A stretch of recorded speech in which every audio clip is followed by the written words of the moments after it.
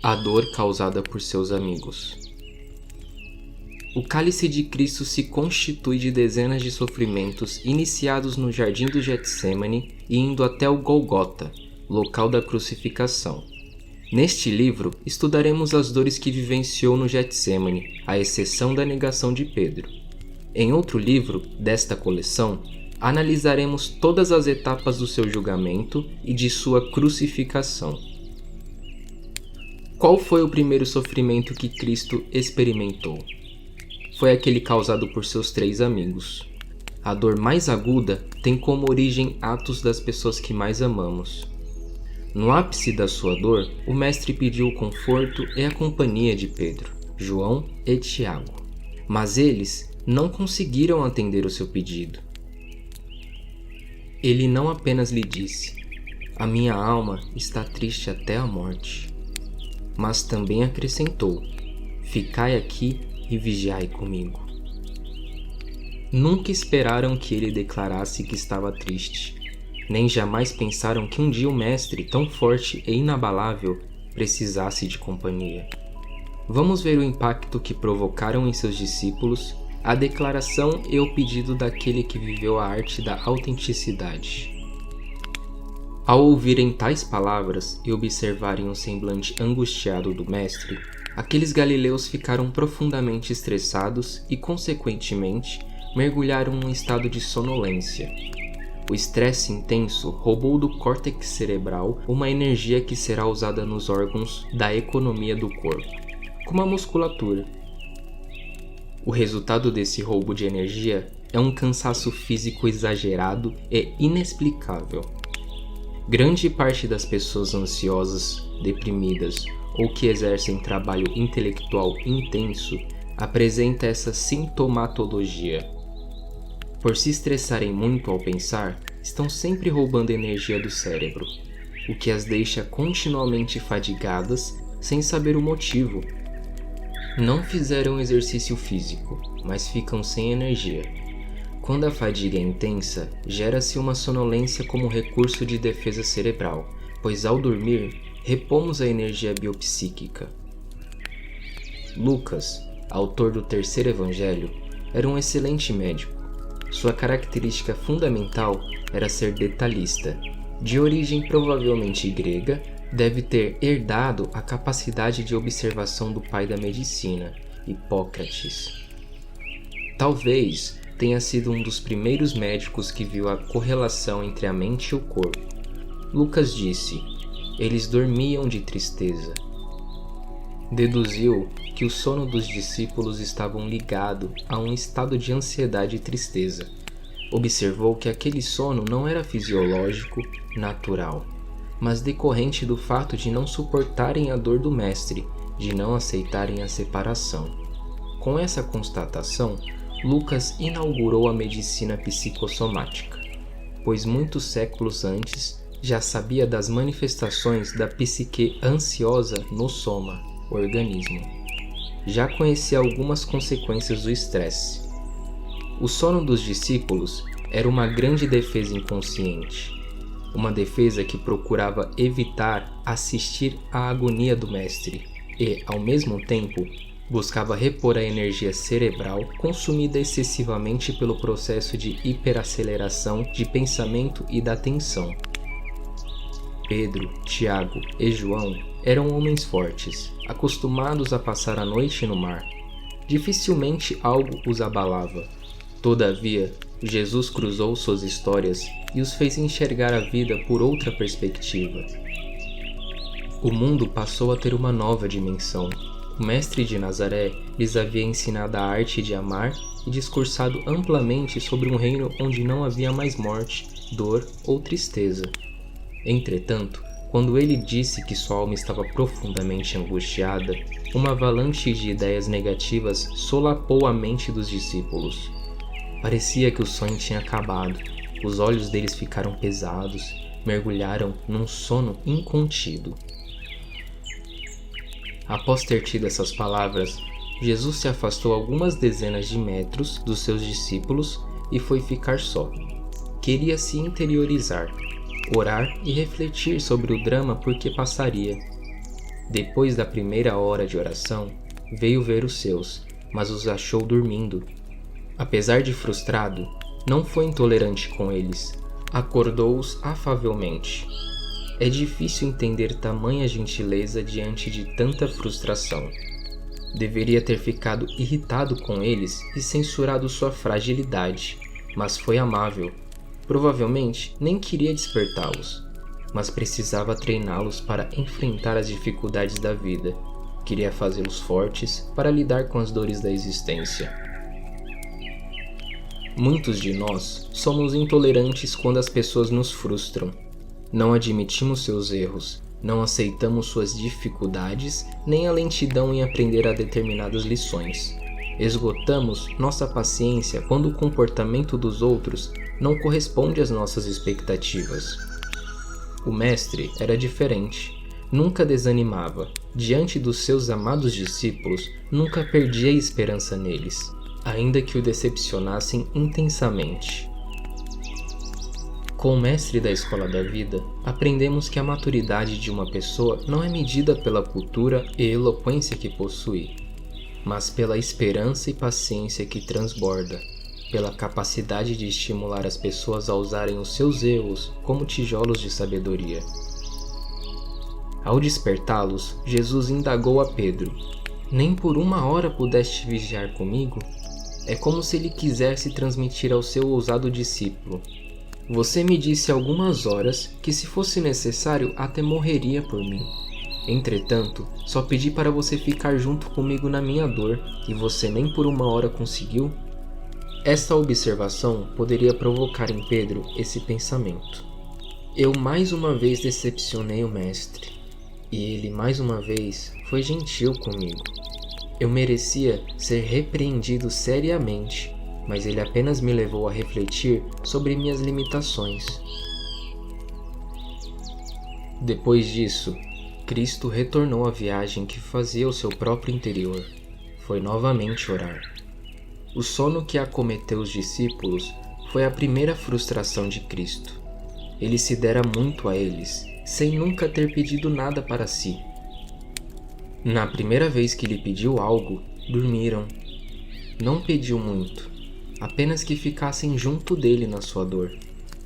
Portanto, no momento em que mais precisava de seus amigos, eles ficaram fora de cena. No único momento em que esperava que fossem fortes, eles foram vencidos pelo estresse. Na segunda hora, Jesus foi novamente até seus discípulos e outra vez os encontrou dormindo. Mas desta vez, nada lhes disse, apenas os deixou continuarem em seu sono. Solitário, foi em busca do seu pai. Na terceira hora, algo aconteceu. O momento de ser preso chegara. A noite em que o prenderam foi a mais angustiante da vida do mestre. Foi a noite em que um dos seus amados discípulos o traiu. Era uma noite densa. Jesus estava orando continuamente e esperava o momento de ser preso. De repente, pressentindo que a hora havia chegado, acordou definitivamente os seus amigos e disse-lhes: "É chegada a hora, eis que o traidor se aproxima." Se o leitor analisar atentamente esta frase, verá que ele carrega um sabor amargo nas suas entrelinhas. Não disse: "Eis que uma escolta de soldados se aproxima", mas "Eis que o traidor se aproxima." Por que não apontou a escolta de soldados aos seus sonolentos discípulos, já que ela é que estava cumprindo as ordens do Sinédrio? Porque, embora a escolta viesse com armas e os prendesse com violência, a dor que estava sentindo pela traição de Judas era maior do que a causada pela agressividade de centenas de soldados. A dor provocada por Judas Iscariotes feriu a sua alma, e a dor provocada pelos soldados do Sinédrio machucava o seu corpo. Ele só não mergulhou no mar de frustração porque protegia sua emoção e não esperava muito das pessoas para as quais se doava. Por isso, logo se refazia. Não é a quantidade de estímulos estressantes que nos faz sofrer, mas a qualidade deles. A dor da traição é indescritível. O mestre sempre tratava Judas com amabilidade. Nunca o expôs publicamente. Nunca o desprezou nem o diminuiu diante dos demais discípulos, embora soubesse das suas intenções. Se estivéssemos no lugar de Jesus e soubéssemos que Judas nos trairia, nós o teríamos apontado e banido da comunidade dos discípulos. Ele jamais faria parte de nossa história de vida, pois quem consegue viver com um traidor? Cristo conseguiu. Sabia que havia um traidor no meio dos discípulos, mas o tratou com dignidade e nunca o excluiu.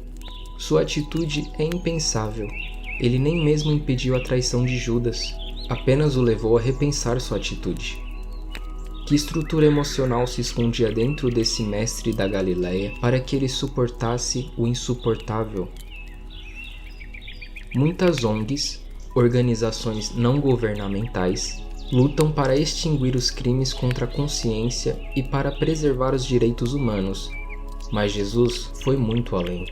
Não apenas acolheu leprosos, cuidou de prostitutas e respeitou os que pensavam contrariamente a ele, mas também chegou ao cúmulo de tratar com afeto seu próprio traidor. Não poucas pessoas excluem de suas vidas determinados parentes, amigos e até filhos ao se sentirem agredidos por seus comportamentos. Não toleram as pessoas que as ofendem ou contrariam. Mas o mestre de Nazaré era diferente. Ele foi de fato o mestre da tolerância e da solidariedade. Não se deixava dominar pelas contrariedades, filtrava as ofensas e os atos agressivos que lhe dirigiam, e isso o tornava livre no território das emoções. Assim, ele podia amar as pessoas, e amá-las não era um sacrifício para ele, mas um exercício prazeroso. Muitos não possuem um filtro emocional. Para esses, viver em sociedade é um problema. Parece-lhes impossível evitar todas as contrariedades e os atritos interpessoais. Estão sempre angustiados. Não conseguem amar os outros nem a si mesmos. Fazem das suas emoções uma lata de lixo. É menos traumático viver com 1000 animais do que com um ser humano. Todavia, apesar de a conveniência social ser uma fonte de estresse, não conseguimos viver ilhados, pois não suportamos a solidão. Nunca houve tanta separação de casais como atualmente. Entretanto, nem por isso as pessoas deixam de se unir, de se casar. Por ter um excelente filtro emocional, o mestre de Nazaré sentia prazer em conviver com as pessoas, ainda que o decepcionassem com frequência. Ele amava o ser humano independente dos seus erros e da sua história. Alguns administradores públicos, ao tomar posse, costumam pedir por meio de palavras ou de comportamentos: esqueçam o que eu disse. Em algumas situações, é até possível que a governabilidade política não seja compatível com o discurso das ideias. Com o mestre, não era assim.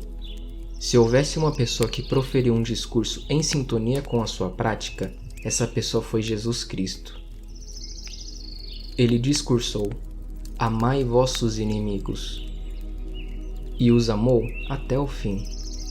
Por isso, teve o desprendimento de chamar seu traidor de amigo, no momento da traição. O compromisso primordial de Jesus era com a consciência e não com o ambiente social. Não distorcia seus pensamentos, nem procurava dar respostas para agradar as pessoas que o circundavam. Por ser fiel a si mesmo, frequentemente envolvia-se em embaraços e colocava sua vida em grande perigo. Considerava a fidelidade à sua consciência mais importante do que qualquer tipo de acordo discurso ou de simulação de comportamento.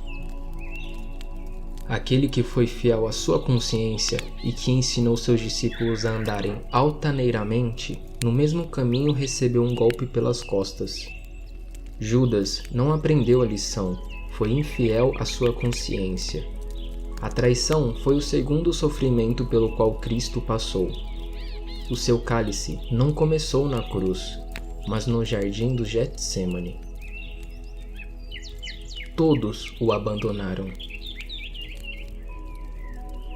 Agora chegamos ao terceiro tipo de sofrimento vivido por Cristo, Após Judas tê-lo traído com um beijo, ele foi preso. Quando foi preso, todos os seus discípulos o abandonaram. Ele já previra esse capítulo. Disse-lhes: ferirei o pastor, e as ovelhas se dispersarão. Imagine as longas caminhadas que Jesus fez com seus discípulos. Quantas vezes subiram com ele ao Monte das Oliveiras ou entraram em um barco à beira da praia para ouvi-lo ensinar as multidões com palavras eloquentes? Quantas vezes, impelidos pela fama de Jesus, os discípulos disputaram entre eles quem seria o maior na vinda do seu reino, pensando que se tratava de um reino terreno.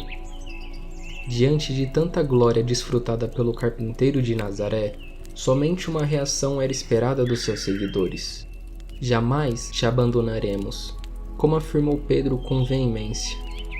Mesmo que tiver de morrer contigo, não te negarei. É fácil apoiar alguém forte. É fácil dar crédito a alguém que está no ápice da fama. Mas a fama é uma das mais sedutoras armadilhas da modernidade. Muitos se deslumbram com o ribundar dos aplausos, mas com o passar do tempo, acabam tendo a solidão como a mais íntima e amarga companheira. Precisam sempre ter alguém ao seu lado, pois não sabem conviver consigo mesmos. Cristo sabia que um dia todos os discípulos o deixariam só. Não adiantava dizerem que jamais o abandonariam, pois ele sabia que no momento em que deixasse de usar o seu poder e fosse tratado como um criminoso, eles se afastariam. De fato, nesse derradeiro momento, ninguém foi intrépido a ponto de ficar ao seu lado. Todos aqueles jovens galileus, que aparentemente eram tão fortes, se mostraram fragilizados. Foram vencidos pelo medo. Entretanto, o mestre não desistia deles. Tinha planos para os seus discípulos. Por isso, seu desafio e seu objetivo fundamentais não era puni-los quando erravam, mas conduzi-los a viajar para dentro de si mesmo e transformá-los interiormente. Jesus não caminhava pelas avenidas do certo e do errado, pois compreendia que a existência humana era muito complexa para ser enquadrinhada por leis e regras comportamentais. Ele veio não apenas para cumprir a lei mosaica, mas para imergir o ser humano na lei flexível da vida. Disse aos homens de Israel: ouvistes o que foi dito aos antigos: não matarás. Eu, porém, vos digo que todo aquele que se ira contra o seu irmão estará sujeito a julgamento. Também disse muitas coisas relativas às mudanças interiores, como: não saiba a tua mão esquerda o que faz a tua mão direita. Queria eliminar os disfarces sociais. Desejava que as atitudes feitas em segredos fossem recompensadas por Deus, que vê no oculto, e não pelas criaturas. Moisés veio com o objetivo de corrigir as rotas exteriores do comportamento, mas Cristo tinha vindo com o objetivo de corrigir o mapa do coração, o mundo dos pensamentos e das emoções. Tinha vindo para produzir uma profunda revolução na alma e no espírito humano. Mesmo com a rejeição dos discípulos, essa revolução continuava ocorrendo dentro deles. O germe do amor e da sabedoria estava sendo cultivado naqueles galileus, ainda que suas atitudes não o demonstrassem e ninguém pudesse perceber. Agora, chegamos ao quarto e último sofrimento causado pelos amigos de Cristo. Pedro, o mais destemido dos discípulos, o negou 3 vezes. Vejamos. Pedro havia declarado que, se necessário, morreria com ele. No entanto, Jesus sabia que a estrutura emocional de seu discípulo, assim como a de qualquer um que está sob risco de morte, é flutuante, instável. Compreendia as limitações humanas. Pedro tinha uma personalidade forte. Era o mais ousado dos discípulos. Todavia, a coragem de Pedro não se apoiava apenas na sua própria personalidade, mas também na força de seu mestre. Esse pescador viu e ouviu coisas inimagináveis, coisas que jamais sonharia presenciar. Pedro não era apenas um pescador, era um líder de pescadores. Fazia o que lhe vinha à cabeça. Era forte para amar e rápido para errar. Jesus foi um grande acontecimento em sua vida. Pedro deixou tudo para segui-lo. Pagou um preço mais alto do que os demais discípulos, pois era casado e tinha responsabilidades domésticas, mas não titubeou. Ao conhecer Jesus, reorientou a sua história, repensou seu individualismo e começou a recitar a intrigante poesia do amor que ouvia. Pedro, de fato, entregou a sua vida ao projeto do Mestre. O caráter de Pedro se distinguia dos demais. Ele expressava claramente seus pensamentos, ainda que causassem transtornos aos que rodeavam. Ao ver o poder de Jesus, ao constatar que o medo não fazia parte do dicionário de sua vida e que ele era capaz de expor suas ideias até no território dos seus inimigos, seu caráter, que já era forte, cresceu mais ainda. Quando Cristo acalmou a tempestade, Pedro talvez tenha pensado: se até o vento e o mar lhe obedecem, quem pode deter esse homem? Ele é imbatível. Portanto, se for necessário, eu enfrentarei seus inimigos junto com ele e de peito aberto. Pois certamente algum milagre ele fará para nos livrar da dor e da morte. Como disse, é fácil ser forte perto de uma pessoa forte. É fácil se doar para quem não está precisando, mas é difícil estar ao lado de uma pessoa frágil. No momento em que Cristo se despojou de sua força e se tornou simplesmente o Filho do Homem, o Pedro forte desapareceu. No momento em que Cristo manifestou sem rodeios a sua angústia, ninguém se enfureceu, nem mesmo Pedro, para estar ao seu lado. Na última ceia, Cristo comentara que, enquanto ele tivesse presente, os discípulos estavam protegidos e, portanto, não precisavam de bolsa e espada. Mas, após sua prisão, eles precisariam desses elementos. Cristo não se referia à bolsa e à espada físicas, pois era a própria bandeira da antiviolência. Queria dizer que, apesar de ser preso e morto, os discípulos deveriam cuidar mais de si mesmos, pois teriam de enfrentar as turbulências da vida, inclusive as perseguições que tempos depois sofreriam. Como ainda não conseguiam entender a linguagem do Mestre, disseram-lhe: Senhor, temos aqui 2 espadas. Cristo mais uma vez tolerou a ignorância deles. Silenciou-os dizendo: é suficiente. Quando Pedro viu o semblante triste, a respiração ofegante e o corpo suado de Jesus na noite em que foi preso, ficou profundamente abalado. Pela primeira vez, sua confiança se evaporava. Talvez se perguntasse: será que tudo o que vivi foi uma miragem? Um sonho que se transformou em um pesadelo? Pedro andara durante mais de 1000 dias com seu mestre e nunca vira qualquer sinal de fragilidade nele. Ao contrário do que muitos pensam, não foi no pátio do Sinédrio que Pedro começou a negar Jesus, mas no jardim escuro do Getsêmani. Entretanto, creio que se estivéssemos em seu lugar, ficaríamos igualmente perturbados e provavelmente negaríamos o Mestre, se as mesmas condições fossem reproduzidas. Ao ouvir as palavras de Jesus e ao ver seu semblante sofrido, Pedro estressou-se intensamente. Inicialmente dormiu e deixou-o só com sua dor. Entretanto, acordado pela prisão do Mestre, resolveu resgatar sua dívida. Tenso e fadigado, escondendo-se, dirigiu-se ao pátio do Sinédrio. Ao chegar lá, ficou estarrecido diante do espancamento que o Mestre sofria. Nunca ninguém havia tocado nele com um dedo, mas agora os homens empurravam o seu corpo, esbofeteavam a sua face e cuspiam no seu rosto. Que cena chocante Pedro observava. Aquele espetáculo cruel abalou as raízes do seu ser, perturbou a sua capacidade de pensar e decidir. Interrogado por simples servos, ele insistentemente afirmou: não conheço este homem. Jesus sabia que seu amado discípulo estava lá assistindo ao seu martírio. Sabia que, enquanto estava sendo impiedosamente ferido por seus opositores, Pedro o estava negando. Na minha análise, tenho procurado compreender quais foram as feridas que o machucaram mais, a impostas pelos homens do Sinédrio ou a produzida por seu amigo Pedro.